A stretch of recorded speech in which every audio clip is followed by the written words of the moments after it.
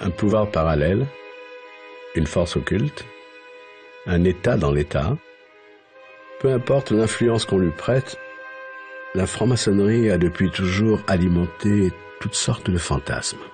On dit que on ne peut pas constituer un gouvernement sans qu'il y ait au moins un ministre franc-maçon. Je suis rentré en franc-maçonnerie au milieu des années 90, ça devait être en 95 précisément. J'appartiens effectivement à la maçonnerie, mais je considère que c'est une affaire privée. La maçonnerie n'est pas un pouvoir dans l'État. Elle a quand même son mot à dire dans l'évolution de la société, et elle le dit.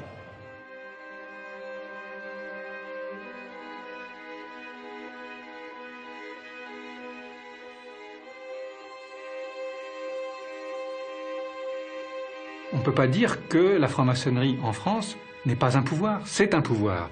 Une institution et, a fortiori, un réseau, c'est un peu comme un iceberg. Il y a l'influence visible et puis il y a l'influence invisible. Ce qu'elle pèse aujourd'hui, ce qu'elle veut faire aujourd'hui, ce n'est pas négligeable.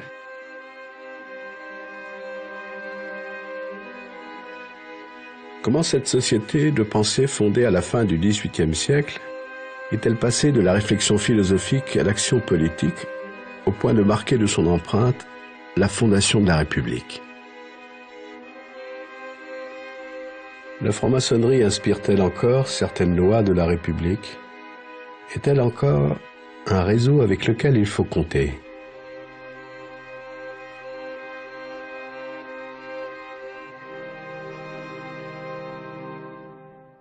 C'est pas des réseaux, ce sont des hommes et des femmes qui partagent des valeurs. Et ensuite, on dit ils se font la courte échelle, mais en réalité, ils se comprennent un peu mieux. La franc-maçonnerie est un laboratoire d'idées et elle n'est que ça. On vient à la Grande Loge nationale française véritablement rechercher une certaine élévation spirituelle et je dirais un certain perfectionnement moral. Je crois qu'on connaît mal la franc-maçonnerie en général et la franc-maçonnerie féminine en particulier. C'est parce qu'on la connaît mal qu'on en a peur. La République et le système ont besoin de gens sûrs et disponibles, ne remettant pas en cause la légitimité de l'État. Alors ce qui est intéressant dans la franc-maçonnerie, c'est qu'elle ne complote pas, paradoxalement. Elle est extrêmement légitimiste. C'est sous le Second Empire que les francs-maçons s'emparent de questions politiques et préparent l'avènement de la Troisième République. Les loges accueillent de nombreux républicains qui luttent contre le régime en place, autoritaire, conservateur et soutenu par l'Église catholique.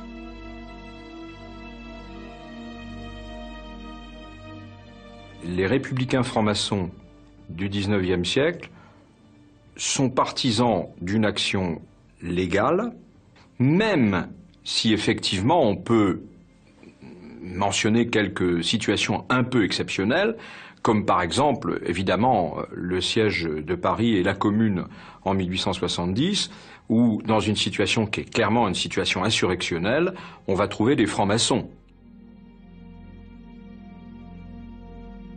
Je crois qu'il faut bien comprendre ce qu'est le monde politique, la société politique française dans les années 1870. Il n'y a pas de parti politique. Il n'y a pas d'associations. Elles sont interdites par la loi, elles le seront jusqu'en 1901. Et par conséquent, la franc-maçonnerie est la seule organisation étendue sur le plan national. Il y a à ce moment-là à peu près 10 000 francs-maçons en France, 400 ateliers, loges maçonniques, et ce groupe est en adéquation complète avec les hommes qui sont en train de fonder la Troisième République. Il y a tout un maillage du territoire national, parce que les loges, depuis 2 siècles alors, sont répandues sur tout le territoire national. Et dans la plus petite sous-préfecture ou chef-lieu de canton, il y a une loge où sont présents le maire, le médecin, l'avocat, le notable local, et d'ailleurs souvent aussi des représentants de la police. Ce sont ces gens-là qui vont en quelque sorte imprégner le territoire de leurs idéaux républicains. Et ils vont participer à l'action politique d'une manière légale. Ça veut dire, clairement, il faut qu'on parvienne à gagner les élections. les loges à cette époque préparent les candidatures, suscitent les candidatures, essaient de trouver dans leur rang, bien entendu, un candidat. Si le candidat n'est pas franc-maçon, ce qui peut arriver, mais qui paraît le mieux placé dans le camp républicain, on le soutient.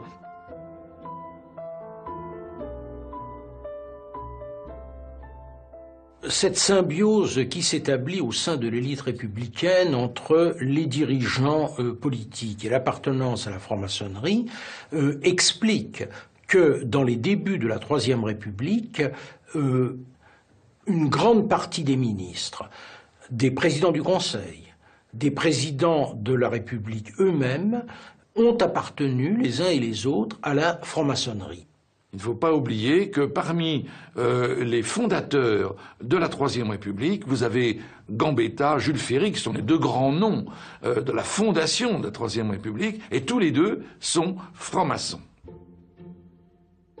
À partir de 1880, les différentes victoires des candidats républicains vont permettre aux francs-maçons d'entrer massivement à la Chambre des députés et au Sénat.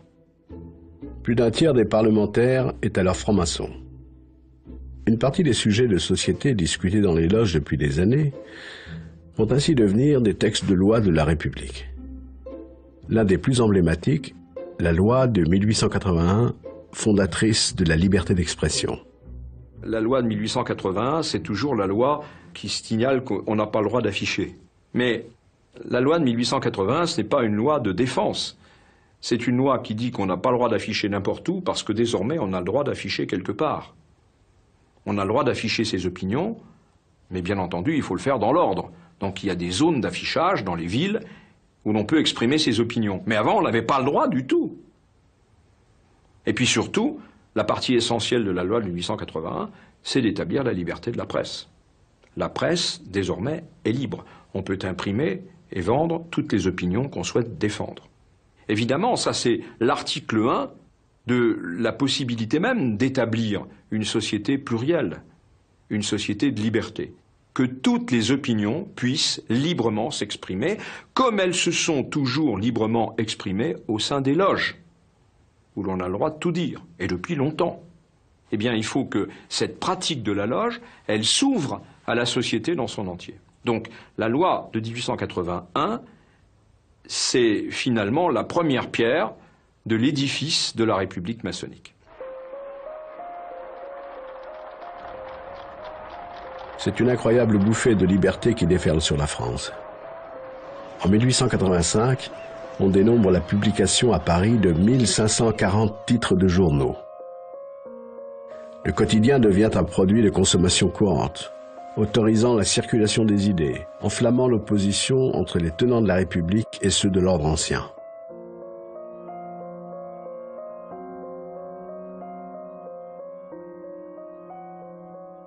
L'explosion d'hostilité à la République que manifeste l'Église catholique va probablement être un des éléments, sans doute pas le seul, mais un des éléments qui vont conduire la franc-maçonnerie à passer de ce socialisme spiritualiste qui était certainement anticlérical mais qui n'était pas anti-religieux, à quelque chose de tout à fait différent, où va apparaître l'idée de la morale laïque. Et c'est à partir de ce moment-là qu'on dit la République sera sociale et laïque. Parce qu'on a finalement acquis la conviction dans les milieux républicains, et singulièrement dans les milieux républicains et maçonniques, qu'on ne pourra jamais plus espérer concilier la République et l'Église catholique.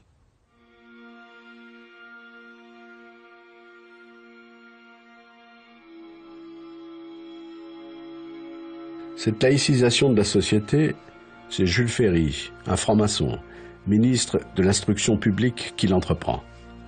Il révolutionne l'enseignement. Désormais, l'école sera obligatoire, gratuite et laïque pour les enfants de 6 à 13 ans. Ce ne sont plus les curés qui enseignent, mais les instituteurs formés par la République dans les toutes nouvelles écoles normales. Autre bouleversement profond de la société, les filles ont droit à l'instruction publique. C'est la création des écoles pour jeunes filles.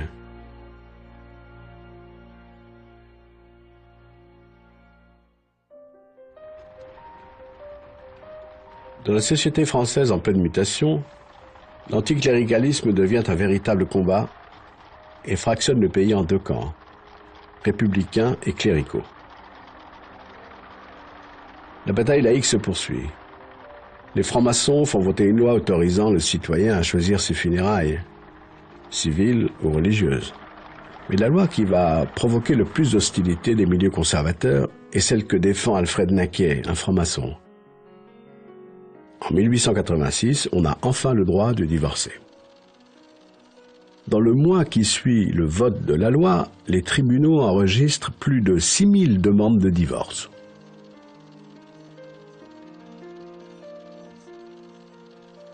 La France s'apprête à clore le 19e siècle et à entrer dans le 20e siècle. Le cinématographe vient d'y être inventé.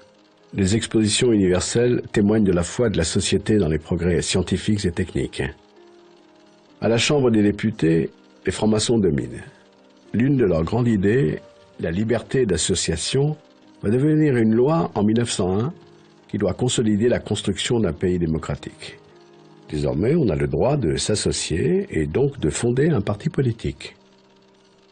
C'est en juin 1901 que se réunit un congrès formateur d'un parti qui se veut républicain, radical et radical-socialiste, c'est-à-dire qui est supposé rassembler toutes les nuances du parti républicain. Quelques 500 comités, des journaux, des élus de toute nature et 155 loges maçonniques, qui sont, avec tous leurs adhérents, membres effectifs du Parti radical. Le Parti radical domine la vie politique française. C'est l'âge d'or de la franc-maçonnerie. Elle est devenue le ciment du nouveau régime que ses adversaires désignent comme la République des frères. Est-ce que cette franc-maçonnerie est en quelque sorte un gouvernement occulte, comme l'affirment par exemple les catholiques, qui en sous-main dirigent la République et dont les hommes au pouvoir ne seraient en quelque sorte que les marionnettes?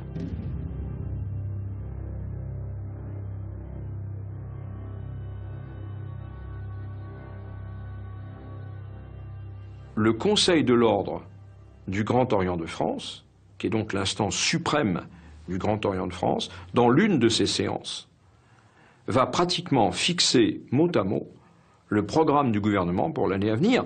Mais il faut bien préciser que dans ce même Conseil de l'Ordre siègent plusieurs ministres du gouvernement. Et que d'une certaine manière, le Conseil de l'Ordre du Grand Orient de France a presque la valeur d'un conseil de cabinet.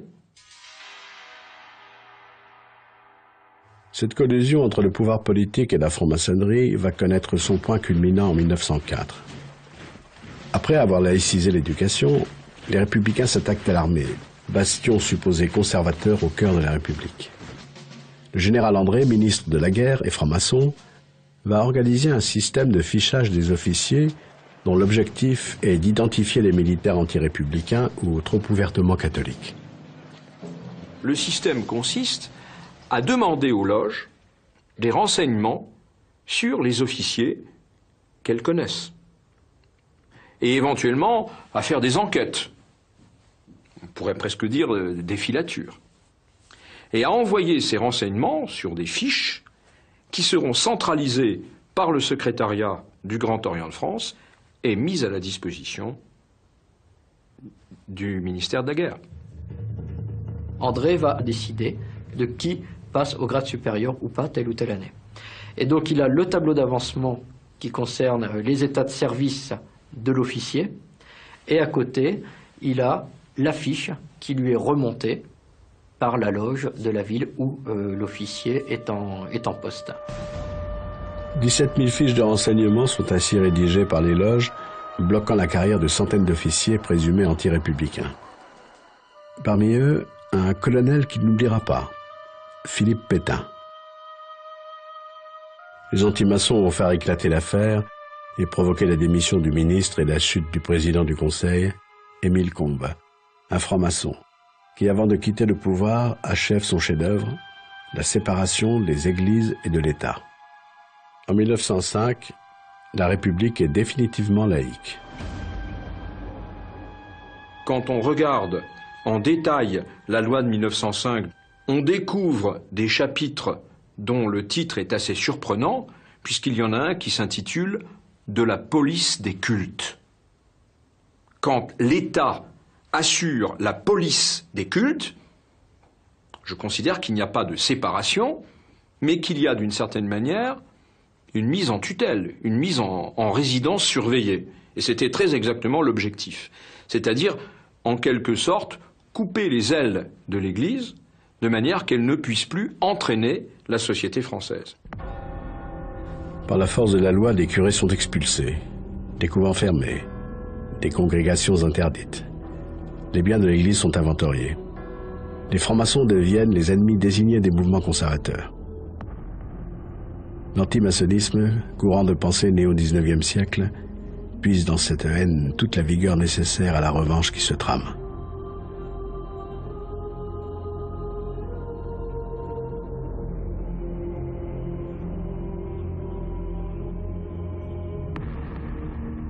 Les francs-maçons sont l'objet d'une triple accusation. D'abord, ils ont voulu instaurer la République contre la monarchie. Deuxièmement, ils veulent décatholiciser la France. Et troisièmement, ils constituent le véritable pouvoir. Car derrière l'apparence d'un pouvoir parlementaire, ministériel, il y a les loges, il y a le Grand Orient notamment. À partir du moment où la République est établie sur des bases solides et définitives, à partir du moment où l'Église catholique a perdu l'essentiel de son pouvoir, à partir du moment où les réformes concernant la vie familiale, l'éducation, la justice ont été accomplies, on peut dire que le programme intellectuel, le projet intellectuel de la franc-maçonnerie, qui est évidemment le projet républicain, mais que la franc-maçonnerie a porté largement, ce projet est accompli. Et qu'à ce moment-là, la franc-maçonnerie n'a plus en quelque sorte qu'à se retirer dans ses temples, à se retirer du forum, et à être peut-être une sorte de gardienne vigilante, mais rien d'autre. Or, ce n'est pas ce qui s'est passé. La franc-maçonnerie, encore une fois, non pas en tant qu'institution, mais par l'intermédiaire d'un certain nombre de ses membres, s'est introduite dans l'appareil politique. Et elle y est restée. Elle y est restée, et un certain nombre de personnes influentes, des ministres, des présidents du Conseil de la Troisième République, sont notoirement connus pour être des francs-maçons. À partir de ce moment-là, les francs-maçons qui, dans la période précédente, apparaissaient comme ceux qui militent pour que naisse un nouvel ordre des choses, prennent une autre figure. Ils deviennent ceux qui profitent du système politique qu'ils ont établi pour continuer à le dominer indépendamment du jeu normal des institutions.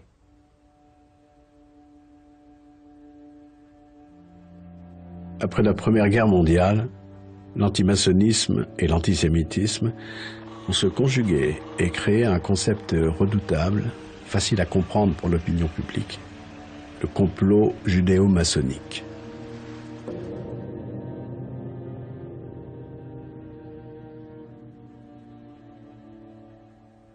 Dans les loges, les antisémites s'étaient aperçus qu'il y avait beaucoup plus de juifs que dans la population réelle. Dans la partie, disons, la plus bourgeoise de cette communauté juive, dont beaucoup sont en France depuis le Moyen-Âge, le progrès de la société les amène parfois à se déjudaïser, à ne plus pratiquer la religion de leurs ancêtres. Et à ce moment-là, la maçonnerie apparaît comme certainement un moyen de s'intégrer plus rapidement à la société française, sans passer par la conversion au catholicisme, au protestantisme. Bon. Alors c'est un phénomène micro-sociologique, mais comme les antisémites et les antimaçonniques se recrutent dans les mêmes milieux qu'ils ont les mêmes procédures de délire intellectuel, ils se disent, ça y est, c'est les mêmes. C'est les deux faces du même phénomène.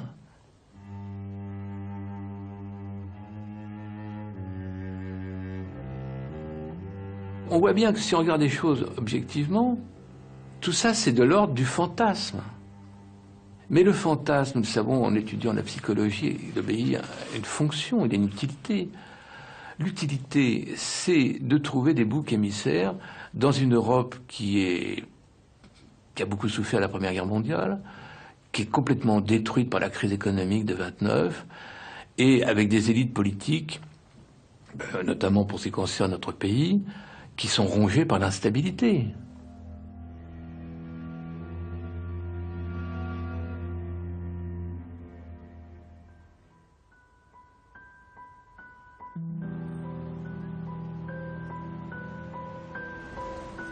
Dans les années 30, les francs-maçons perdent de leur influence sur la politique, alors que le pays s'enfonce dans la crise économique et que les conflits sociaux se durcissent. En 1936, le Grand Orient et son bras politique, le Parti radical, soutiennent la coalition de gauche menée par Léon Blum. La victoire du Front populaire voit le retour éphémère de quelques francs-maçons dans des ministères régaliens, comme l'Intérieur ou l'Éducation nationale.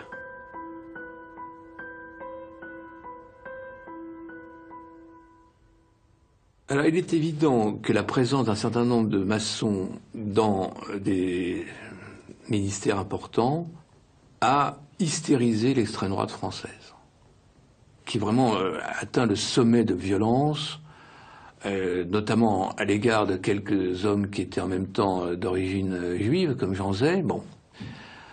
La presse extrême droite se déchaîne. Le Front populaire n'est plus vu comme une action politique, mais comme, on pourrait dire, Satan déchaîné s'emparant de la France. Enfin, il y a des textes qui sont hallucinants, qui sont à la limite de la psychopathologie. Alors, il est évident que le Front populaire était le moment où se fait définitivement la symbiose criminelle entre l'antisémitisme et l'antimaçonnisme, et où l'alliage est fondu et désormais prêt pour le combat. Le combat qui va arriver avec l'État de Vichy. Juin 1940. La France a perdu la guerre. Les Allemands occupent Paris. La Troisième République, si chère aux francs-maçons, n'a plus que quelques jours à vivre.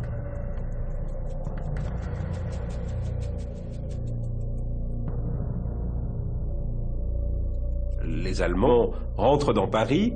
L'une des premières choses qu'ils font, c'est d'occuper le ministère de l'Intérieur, la présidence du Conseil, le ministère de la Défense, qui étaient des lieux stratégiques. Et bien, le même jour, ils occupent le Grand Orient de France. Parce que dans l'imaginaire des nazis, la franc-maçonnerie, c'était l'âme de la République démocratique. Le 22 juin, l'armistice est signé. La République est à terre. Et des parlementaires réfugiés à Vichy lui donnent le coup de grâce. Le vote des pleins pouvoirs à Pétain se fait par la Chambre du Front populaire, on l'oublie souvent mais c'est le cas. Évidemment, elle se fait avec des parlementaires francs-maçons qui croient à la solution Pétain par rapport au désastre. La consolation, c'est que parmi les 80 qui ne les ont pas votés, la très grande majorité est aussi franc-maçonne, donc ça soulage. Une partie de ceux qui vont voter pour Philippe Pétain ne votent pas pour des raisons idéologiques, pas forcément contre la Troisième République, en tous les cas pas forcément pour la Révolution nationale, mais ils votent donc pour que, pendant un laps de temps, ce Philippe Pétain, vainqueur de Verdun, en qui beaucoup de Français se reconnaissaient à l'époque, donc puisse avoir des pouvoirs temporaires. Et le petit père Pétain, 2 jours, 3 jours, 4 heures après, dit « Eh ben moi, je fais ma petite révolution juridique, je vous crée l'État français. »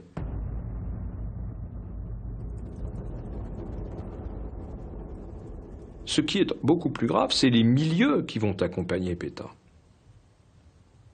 C'est-à-dire qu'avec le maréchal Pétain, arrivent en plein désastre national à la tête du pays les milieux les plus réactionnaires de la vie politique française. Et ces gens-là ont un certain nombre d'obsessions. Leur obsession, ça n'est pas d'assurer la vie quotidienne des Français. Leur obsession, c'est de détruire la République et tout ce qui soutient la République. Et ça sera ce qu'ils vont appeler la Révolution nationale, c'est-à-dire en fait une contre-révolution organisée, structurée, institutionnalisée.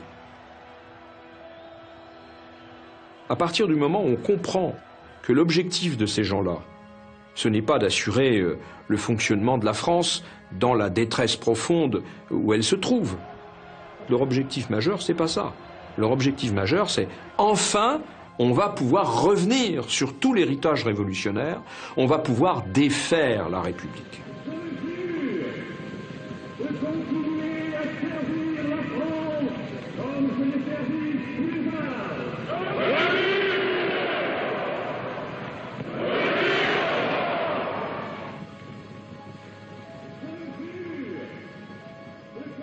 Lors du premier conseil des ministres de l'État français, Pétain fait jurer sur l'honneur à l'ensemble de ses ministres qu'aucun d'eux n'est franc-maçon et s'il l'a été, que plus rien ne le lie à son ancienne obédience.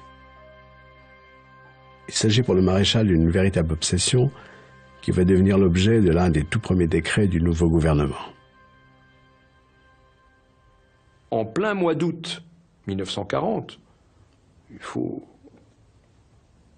se souvenir de ce qu'est l'état de la France, des millions de gens sur les routes, la détresse absolue, la désorganisation totale. Ce qu'il faut avant tout, c'est assurer la sécurité des personnes, le ravitaillement, le rapatriement des biens et des personnes. Eh bien, qu'est-ce que fait le gouvernement de Vichy? Au milieu du mois d'août 1940, il publie un décret qui dissout la franc-maçonnerie. Comme si c'était une urgence absolue. La disproportion ahurissante entre l'état catastrophique du pays, qui vient de subir la plus gigantesque défaite militaire de son histoire, et cette décision, nous allons dissoudre la franc-maçonnerie, la disproportion est tellement monstrueuse qu'il faut s'interroger. La précipitation à prendre des mesures antimaçonniques est l'illustration de la profondeur de la haine. D'ailleurs, à cette époque-là, le maréchal Pétain a une phrase qui est terrible. Il dit « Un juif n'est pas responsable de sa naissance, un franc-maçon l'est toujours de ses choix ». Terrible ironie de l'histoire, c'est un franc-maçon repenti, Michel Pérouton, ministre de l'Intérieur, qui est chargé de la mise en application des décrets antimaçonniques. Il le fera avec zèle et une bonne connaissance du dossier. Toute la machine administrative s'est mise en branle à partir de là, alors à la fois du côté des préfets, des maires et des services de police. Et ça a été le point de départ de la création du service des sociétés secrètes. Et il s'agissait essentiellement d'avoir un fichier le plus complet possible des francs-maçons. En quelques mois, l'administration fait remonter au service des sociétés secrètes des milliers de noms de francs-maçons. Un deuxième décret ordonne, en août 1941, la publication de tous ces noms au journal officiel, les désignant ainsi à leurs concitoyens.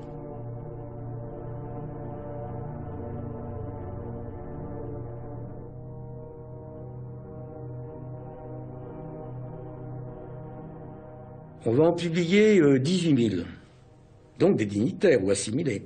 Mais que ces dignitaires, puisqu'ils ont été montrés à toute la France, perdent ipso facto leurs fonctions.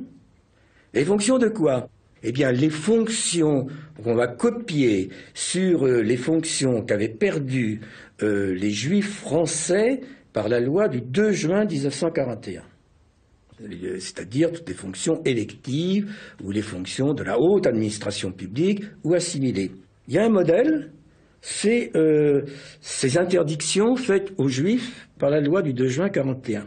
Eh bien, les maçons sera pareil. Et ça leur est interdit. Et en tous les cas, comme pour les Juifs, ils perdent la possibilité d'être fonctionnaires. Et s'ils étaient fonctionnaires, ils étaient démis d'office dans les 2 mois.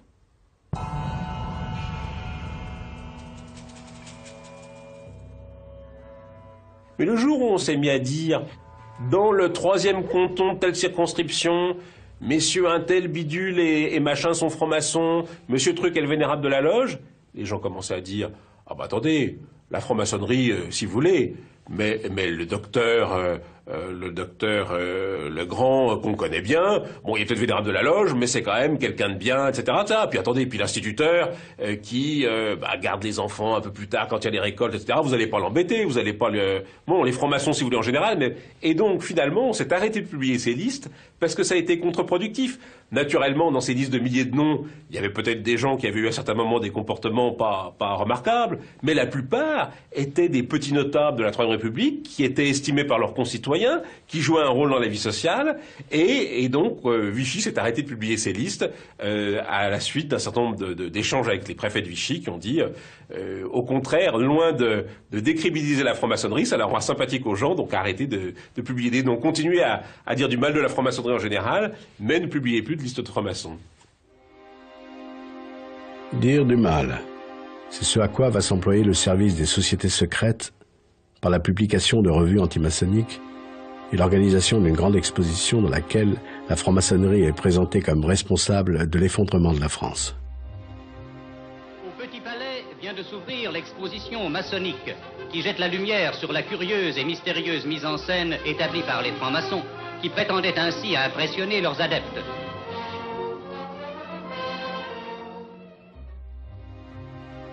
La même année, le gouvernement français commande la réalisation d'un film de propagande au titre évocateur « Forces occultes ».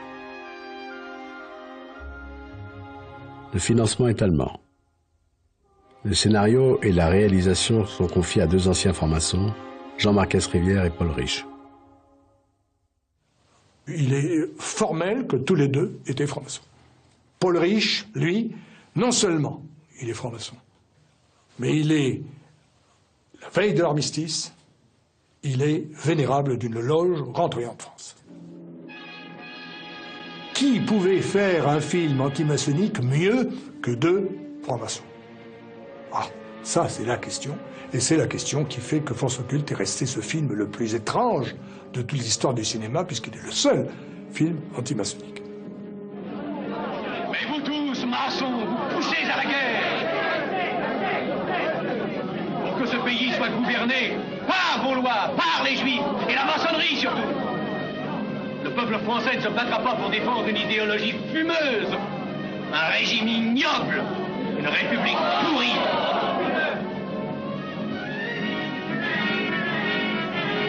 Vous êtes tous des menteurs et des faussaires. Il sort au cinéma des Champs-Élysées à Paris et il a un succès public. 219 000 personnes, spectateurs la première semaine. 299 000 la deuxième semaine. Il n'y a pas une critique qui dit « c'est dégueulasse ce qu'on vend, ce qu'on nous montre ». Il n'y en a pas. Il n'y en a pas.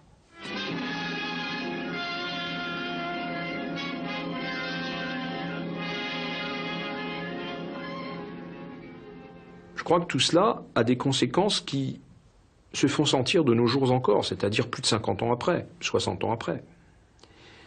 C'est à partir de cette époque que les francs-maçons en France répugnent absolument à reconnaître leur appartenance. Et du coup, par une espèce de cercle vicieux, en refusant de décliner leur appartenance, ils alimentent la thèse selon laquelle si les francs-maçons se cachent, c'est qu'ils ont des choses à cacher. À l'heure de la Libération, après 4 années de persécution, le bilan pour la franc-maçonnerie est lourd. Des centaines de francs-maçons sont morts dans la résistance ou la déportation. La terreur a fait fuir la majorité des membres. Et en 1945, le Grand Orient ne compte plus que 6 000 adhérents.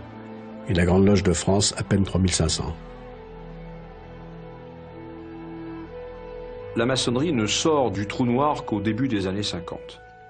mais elle n'est plus la même. Elle n'est plus la même, notamment quant à son implication dans le jeu politique. Parce que les francs-maçons ont commencé une réflexion sur eux-mêmes, et en particulier une réflexion critique. Et ils se sont dit, pourquoi y a-t-il eu, pendant 4 ans, un tel déchaînement de violence sur nous? C'est parce qu'on nous avait identifiés à l'appareil politique. Il n'y a pas d'autre raison.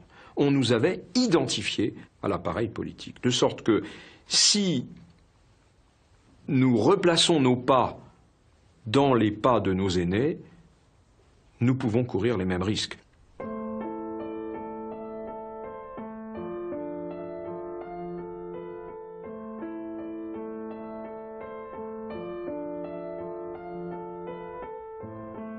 La France se reconstruit. Avec l'avènement de la 4e République, c'est le retour du régime des partis aux majorités mouvantes et instables. Toute préoccupée à régénérer ses forces vives, la franc-maçonnerie n'a plus de véritable influence sur les institutions de la République. Pire, elle est devenue malgré elle un fantôme du passé, la relique d'un régime ancien. La 4e République, contrairement à la 3e, est ouverte aux catholiques. Pourquoi? Parce que ce qui crée désormais la légitimité républicaine, ce n'est plus la laïcité, même s'il faut être laïque, naturellement, c'est la résistance. La France libre, la résistance. Quand un homme, une femme, puisque désormais les femmes ont le droit de vote, ont été de la résistance, soit derrière De Gaulle, soit derrière les mouvements de résistance, ils sont légitimés. Et c'est ainsi que le grand parti nouveau, c'est le MRP, le Mouvement républicain populaire, qui est un parti confessionnel, qui ne veut pas être un parti catholique ou un parti chrétien, mais bon, il n'empêche que c'est quand même un parti qui est dirigé par des démocrates chrétiens qui ont tous été plus ou moins dans des mouvements de jeunesse catholiques et qui pendant la guerre ont été des résistants. Désormais, les groupes qui dominent la vie politique française n'ont pas de rapport étroit, voire pas de rapport du tout, voire ne peuvent pas avoir de rapport avec la franc-maçonnerie. C'est le cas du Parti communiste qui a le vent en poupe depuis 1945 et qui, depuis les 21 conditions, interdit depuis 1923 toute appartenance à la franc-maçonnerie. En 1958, les francs-maçons sont désormais trop peu nombreux parmi les parlementaires ou trop désunis pour s'opposer au vote des pleins pouvoirs au général de Gaulle. De Gaulle le militaire, de Gaulle le catholique, de Gaulle qui représente aux yeux des francs-maçons une menace certaine contre les fondements de leur République. Certains disaient qu'avec le retour du général de Gaulle au pouvoir, la République allait être menacée. Il y a une très forte réticence au système institutionnel qu'il met en place, qui inquiète les maçons, qui n'est pas leur forme de république. On se souvient de cette fameuse conférence de presse où l'on demande au général de Gaulle s'il va maintenir les libertés fondamentales. Et où, évidemment, il saute sur sa chaise en disant « Mais ai-je jamais attenté aux libertés fondamentales, je les ai rétablies ». La tradition républicaine française, il ne faut pas oublier qu'elle s'est construite contre le bonapartisme, contre les régimes plébiscitaires. Et donc pour elle, tout ce qui est pouvoir du président, qui apparaît comme un pouvoir personnel, c'est le contraire même de la tradition républicaine. Les francs-maçons de cette époque s'interrogent sur l'opportunité ou non de revenir, comme ils l'ont fait auparavant, dans le jeu politique. Et finalement, leur réponse globale, la réponse individuelle, encore une fois, va varier. Les francs-maçons ne marchent jamais comme un seul homme. C'est même fondamental dans leur mentalité. Il y a un individualisme important. Mais leur réponse collective, ça va être que l'implication de la franc-maçonnerie ne pourra plus jamais être dans l'appareil politique ce qu'elle a été sous la Troisième République. Et à partir de cette époque-là, on voit une décroissance très importante de l'influence politique de la franc-maçonnerie en France. L'avènement de la Ve République sonne le glas d'une maçonnerie influente.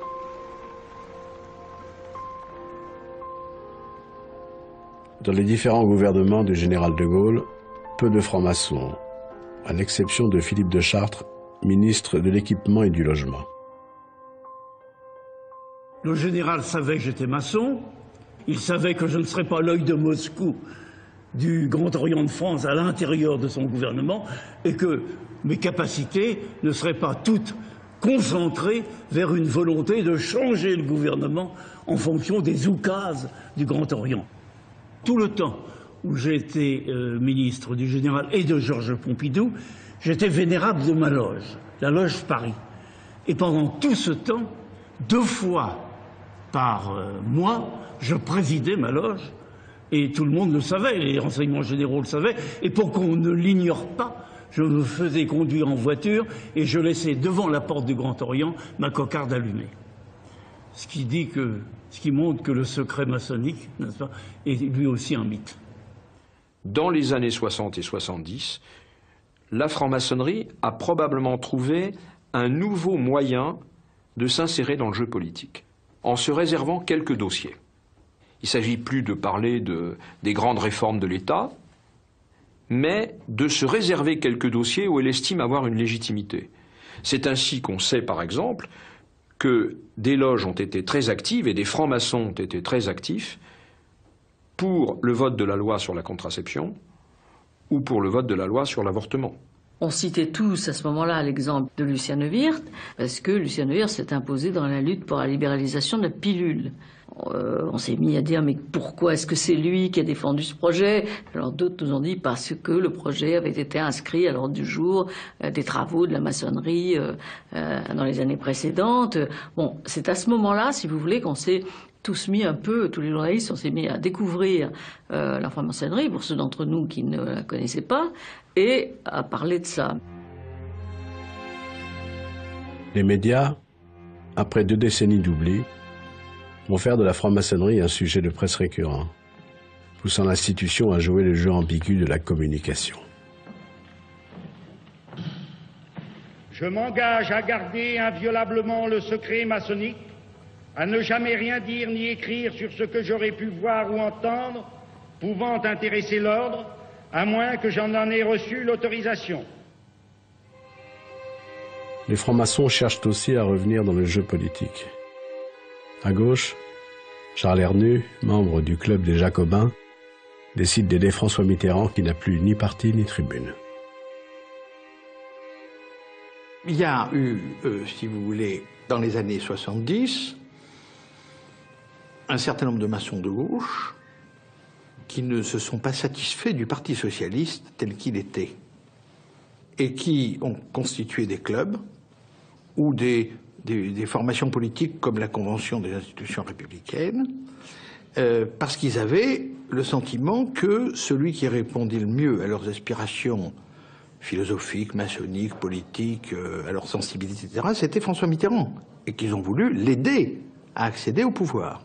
Le club des Jacobins était un club qui a beaucoup aidé François Mitterrand à titre personnel, mais aussi dans la création de la Convention des institutions républicaines.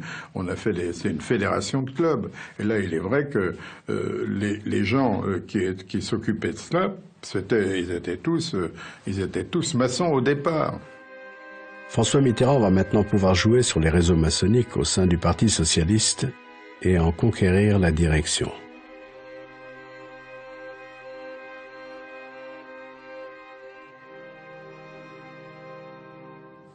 François Mitterrand, par les positions qui avaient été les siennes, par les combats qui avaient été les siens, etc., présentait toutes les garanties de républicanisme et de laïcité qu'il fallait. Ce qui n'était pas le cas de Michel Rocard. Donc, effectivement, en 81, les maçons, enfin certains d'entre eux en tout cas, à gauche, ont plutôt penché en faveur de François Mitterrand. Mai 1981. François Mitterrand est élu président de la République sur un programme politique de 110 propositions censées changer la vie. Pour les francs-maçons qui l'ont soutenu, c'est un retour en grâce. Les 110 propositions sont toutes nourries du projet socialiste et de la main de François Mitterrand, et bien évidemment, la plupart sont issus des idées qui avaient été données dès le début des années 70 par les loges. Par contre, il y a un modus vivendi sur le fait que les idées qu'on donne, c'est des idées qu'on applique si on gagne. Quand je suis devenu ministre, le programme que j'avais, c'était une quinzaine de points qui faisaient partie des 110 propositions du président de la République, de François Mitterrand. On avait préparé ça. Il faut attendre l'arrivée au pouvoir de François Mitterrand pour que les socialistes fassent entrer dans leur gouvernement ou placent à la tête de services importants un certain nombre de francs-maçons, sans que pour autant il s'agisse d'un recrutement dans la franc-maçonnerie, mais plutôt d'hommes de gauche, membres du Parti socialiste, et qui sont en même temps membres de la franc-maçonnerie. Il y a eu une petite embellie en 1981, puisqu'on est monté à 90 députés sur 577 qui étaient francs-maçons, dont 50 dans le seul groupe du Parti socialiste. Donc il y a eu une petite embellie en 81, au point d'ailleurs qu'on a eu le sentiment que, effectivement, François Mitterrand avait donné un essor au pouvoir maçonnique. Le grand maître de la Grande Loge de France, Jean Verdun, m'a confié que le Grand Orient, d'ailleurs, ne se sentait plus. Il avait les chevilles qui avaient triplé de volume. Ils avaient le sentiment que, dès lors, ça y est, c'était une renaissance du Grand Orient au sein de la République et que pas une loi ne devait être adoptée à l'Assemblée sans être passée par l'obédience Grand Orient. L'école laïque, le grand combat de la franc-maçonnerie. En 1983, Alain Savary, ministre de l'Éducation nationale, défend un texte de loi visant à supprimer l'aide financière de l'État aux écoles privées. Alors je crois qu'il est indéniable que le texte sur le grand service public unifié d'éducation nationale était un remerciement, un cadeau, un retour d'ascenseur à la franc-maçonnerie. Savary a été a porté ce texte qui faisait partie des 110 propositions, que ça s'est très mal passé, que Monseigneur Lustiger a mobilisé plus d'1 million de gens dans la rue. Voyant la situation, le président Mitterrand, je me souviens très bien, nous a dit quand il y a 1 million de gens dans la rue qui ne veulent pas d'un texte, on retire le texte.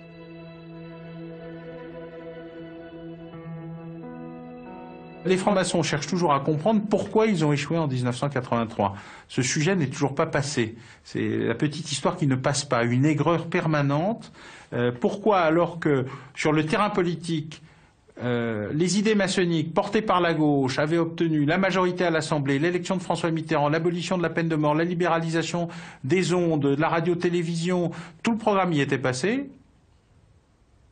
Et sur ce terrain-là, qui était le cœur du message de la fin de la guerre avec l'Église catholique, non seulement ça ne passait pas, mais en plus la révolte d'une partie importante de la population transformait la tentative en désastre politique, en même temps d'ailleurs que c'était l'interruption de l'ensemble des réformes, 83, hein, c'est la fin de 81 et c'est le début de la gestion de la crise.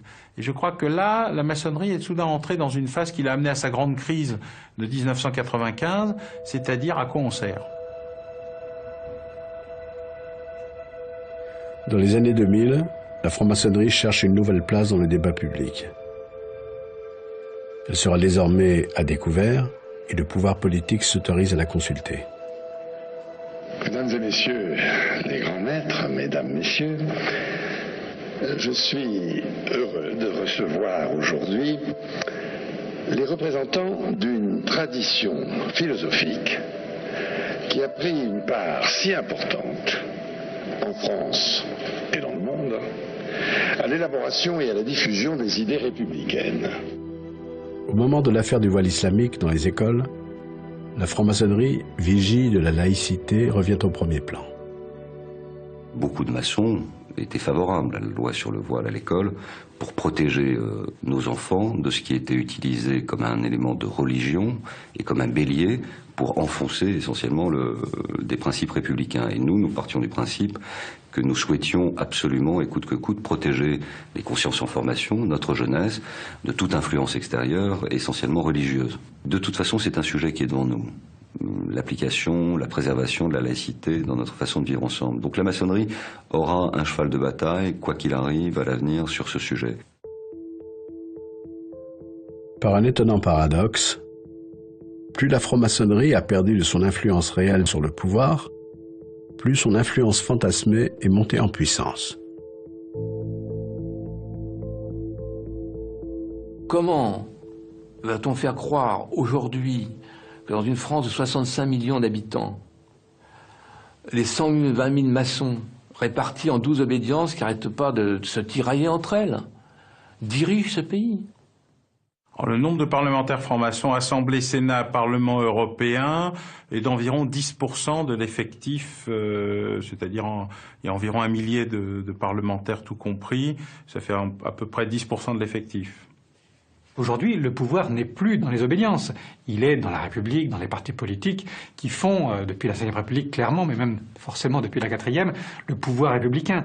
Je sais bien que quand la gauche affronte la droite, il y a des francs-maçons partout. Donc si c'était si facile et si c'était un réseau, il n'y aurait pas de gauche, il n'y aurait pas de droite, il y aurait les francs-maçons et les autres. C'est pas le cas. Voilà, c'est pas le cas. Pourtant, la franc-maçonnerie se porte bien. Le Grand Orient de France et la Grande Loge nationale de France se livrent à une véritable concurrence. Alors, la franc-maçonnerie n'est-elle qu'une boîte à idées? Une gardienne du temple républicain? Où se situe aujourd'hui le pouvoir maçonnique? La franc-maçonnerie aujourd'hui encore possède de nombreux fiefs, de nombreux lieux de pouvoir dans lesquels elle est très influente et qui sont quelquefois des lieux où s'exerce le pouvoir régalien. Je pense au ministère de l'Intérieur où en gros on peut dire qu'un commissaire de police sur 4 et à l'échelon du dessus, un contrôleur général sur 2 est franc-maçon. Elle progresse essentiellement dans les milieux d'affaires que sont les chefs d'entreprise, les cadres supérieurs d'entreprise, éventuellement les notaires, les avocats. Et là, effectivement, ça déplace le pouvoir politique. C'est plus le pouvoir politique traditionnel, mais c'est le pouvoir politique au sens sociétal, économique. Il y a également toutes les entreprises publiques ou ex-publiques, c'est-à-dire EDF, La Poste, Air France, mais aussi les banques ex-nationalisées, tout le secteur mutualiste, où les réseaux francs-maçons jouent un rôle considérable. S'organiser en réseau, ça ne veut pas dire être un réseau qui prend un pouvoir ou qui va mettre la main sur tel homme politique ou sur tel président de la République. Moi, je vous prends un exemple. Mon père a été grand maître du Grand Orient. C'était un homme d'influence, c'était un homme convaincu, et qui, je crois, a appliqué dans son entreprise sa vision maçonnique, de solidarité, et puis ça tombait bien, puisque la structure coopérative ou mutualiste répond parfaitement aux objectifs maçonniques de travail en commun. Il se trouve qu'il était de la promo de Sciences Po de Chirac. Sophie Coignard dans son livre d'ailleurs, et puis c'est connu de tous, on dit chaque président de la République avait son grand maître, et on dit Barouin était le grand maître de Chirac. C'était d'abord des amis, qui partageaient ensuite des valeurs certaines sur certains points, qui étaient en opposition sur d'autres, qui se comprenaient. Il se trouve qu'ils se connaissaient bien et depuis longtemps. Il se trouve que l'un a été Premier ministre et l'autre a été grand maître du Grand Orient. Il se trouve que c'était précieux pour le grand maître du Grand Orient de dire au Premier ministre, ben voilà ce que l'on dit dans les loges, voilà les sujets sur lesquels il nous semble important, exemple l'école publique et le grand débat du début des années 80, sur lequel la maçonnerie est montée en première ligne, nécessite de bien réfléchir à l'évolution de la société, et le Premier ministre Chirac, lui, était certainement intéressé par non pas par ce qui se passait dans les loges, ou qui faisait quoi, mais par les éléments qui irriguaient les débats, pour bien comprendre aussi quelles étaient les mesures publiques à prendre. À partir du moment où c'est mystérieux, où c'est secret, ça génère des fantasmes. Et les fantasmes potentiellement intéressent, font vendre. Et je pense que si on montrait les choses de façon beaucoup plus transparente, comme ça se fait notamment en Angleterre, ce ne serait pas bardé de mystère, bardé un petit peu de soufre, comme vous le dites. Ça ne correspond en rien à la réalité, mais c'est vrai aujourd'hui que c'est toujours cette image-là qui est véhiculée autour de la maçonnerie. Et je crois aussi que la franc-maçonnerie a tout intérêt à jouer cette clarté, cette transparence, à rendre compte aussi de ce qu'elle sait faire. Il y a eu des époques où les choses ont été plus transparentes, plus claires. Il est évident notamment que les textes, notamment avec Henri Caillavet, ont été des textes inspirés par la franc-maçonnerie, d'une certaine façon. Qu'est-ce qu'il y a de mal à cela ? Quand on voit notamment des grands sujets de réflexion comme la laïcité, sont des thèmes qui sont au cœur de ce que peuvent être les idées maçonniques. Mais une chose est certaine, encore une fois, de publier les travaux, de rendre compte de ces travaux, ça me semble aller dans un sens nécessaire.